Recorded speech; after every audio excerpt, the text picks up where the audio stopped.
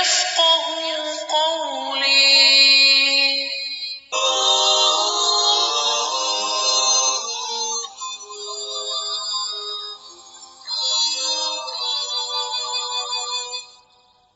عليكم دمان أصحابتا كعصب channelkeena please subscribe.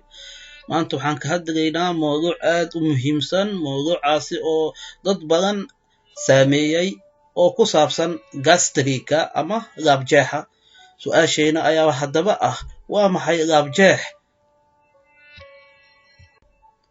laabjeexa dadka qaar ayaa ku qeexa waa olol ama gubashada laabta.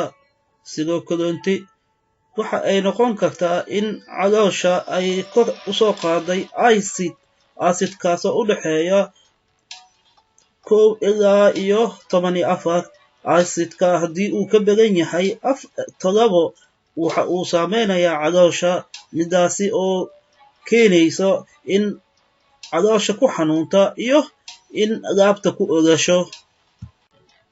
caloosha waxa ay soo daysaa dheecamadaasi oo inta badan ee u isticmaasho si ay u disho bakteeriyada ee ku nool caloosha. aysidyadaasi ee caloosha soo daysa ayaa marka qaar saameeya caloosha, taasi oo keenta in laabta ay ogasho ama ay gubato. qofka waxa aa qabto lablabo, midaasi oo sababta inuu qofka matago. haddaba su-aasheena ayaa ah maxaa keena laabjeexa? laabjeexa waxaa keena waxyaabaha soo socda, sida in uu qofka cuno cunto aan caafimaad lahaynin sida hambeegarka iyo cabbage-ka ama tomaadka. sowdhaga ayaa ka mid sidoo kaleente waxaa ka mid suugo. tufaaxa oo ah 2 nooca cabitaanka ama juuska qof walba soo u yaqaana ayaa ka kooban 7.5 acidkaasoo sababa in ay gubato caloosha ama ay ogasho. laakiin dhakhaatiirta qaar ayaa aaminsan in ay keento acidka oo kor u kaca. laakiin aniga ma ihi dhakhtar waxaan ahay arday xiiseeya caafimaadka.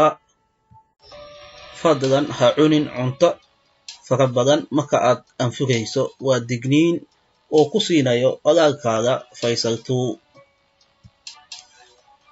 waxaa wanaagsan in cuntada loo qaybiyo 3 oo ay ku jiraan protein iyo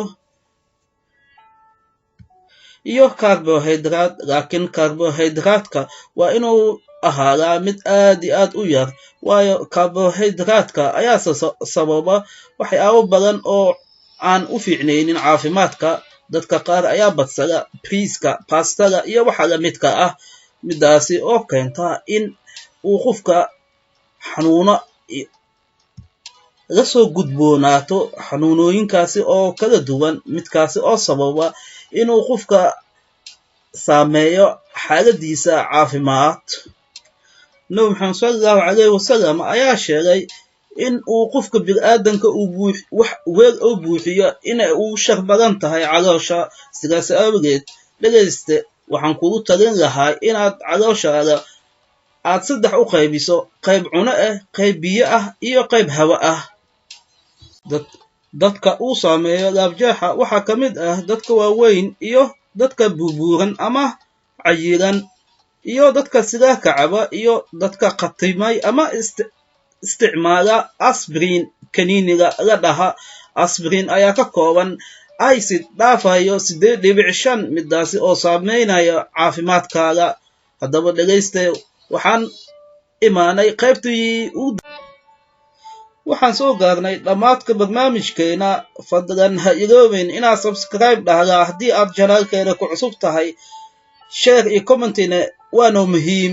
aad iyo aad ayaa u mahadsantihiin dhammaan dhagaystayaasheena ee ku taxan channelkeena Faysal 2 Jowhar. aad baa u mahadsantihiin.